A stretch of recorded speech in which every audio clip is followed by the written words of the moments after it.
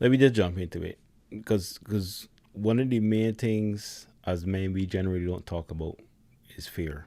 Yeah, it is something we battle with and face almost every day.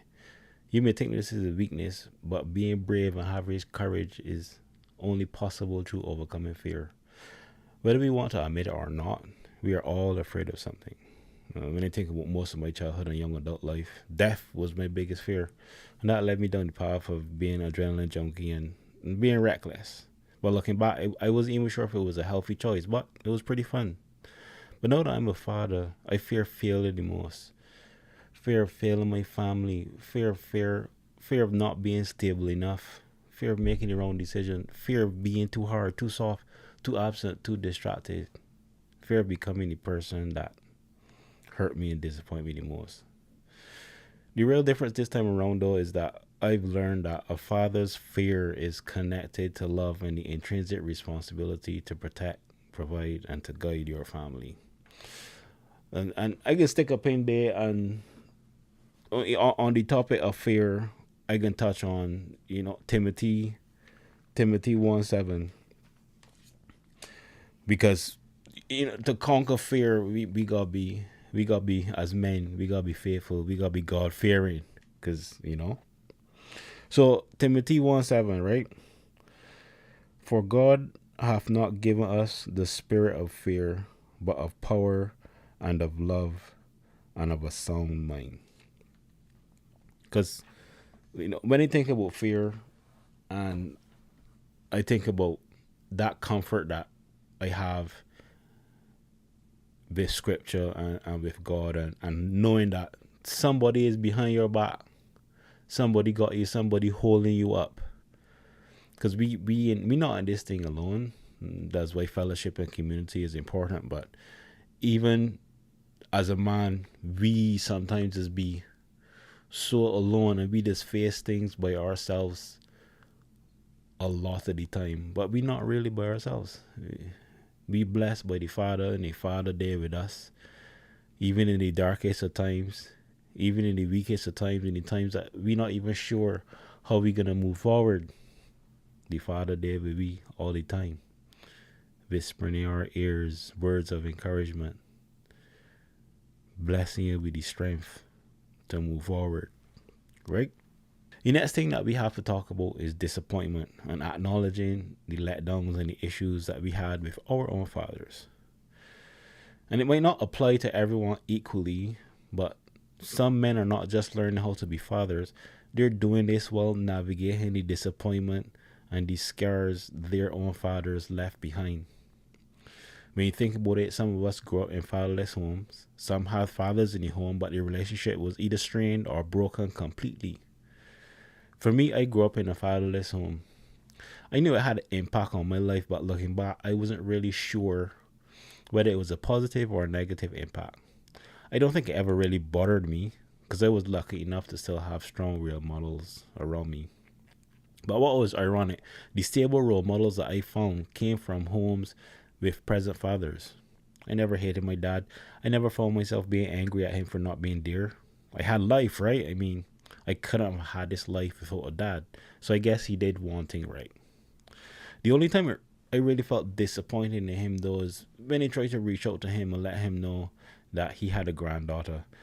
I messaged the man to tell him, yo, you got a new granddaughter. He never respond. Not a congratulations. Not I'm so proud.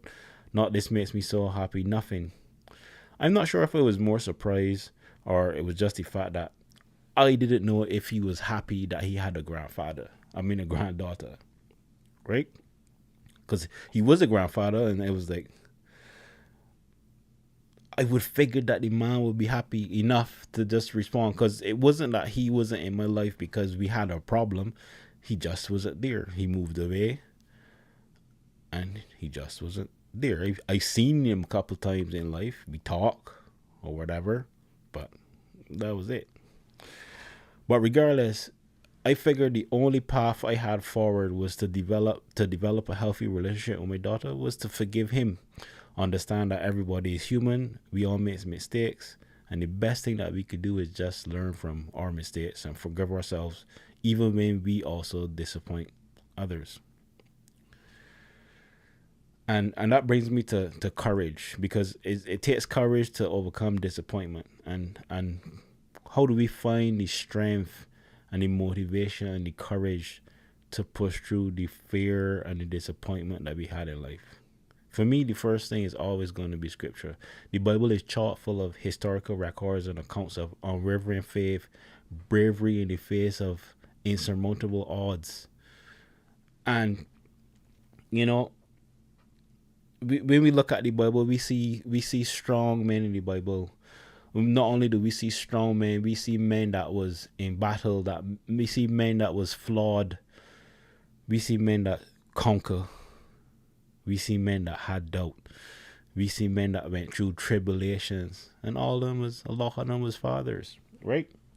So we keeping it rooted in the scripture all the time, because I want to share with you guys the things that help me find strength and motivation. So let me pull in on Joshua 1:9 on the topic of, courage. And it says, "Have I not commanded thee? Be strong and of a good courage. Be not afraid, neither be thou dismayed. For the Lord thy God is with thee, whithersoever thou goest." Right? He always there. As I said earlier, he always there. And you might not believe in him, and you might be tuning in because you want to hear what's going on in Talk of Fathers. But there's a faith-based channel, and I always believe that he's been there for me, right? Because the reality is that sometimes in the midst of all our struggles, we often forget a simple truth: when God is with us, nothing can stand against us. Nothing. I don't know if I will ever make it to the point that I make it today without God. When I look at my life and I look at, some of the decisions that I made and some of the positions that I've been in, some of them was dangerous. Some of them was just me being stupid. But I always knew that he was with me. So I had that courage, I had that fear, that ability to move forward and believe that, one step at a time we can get there.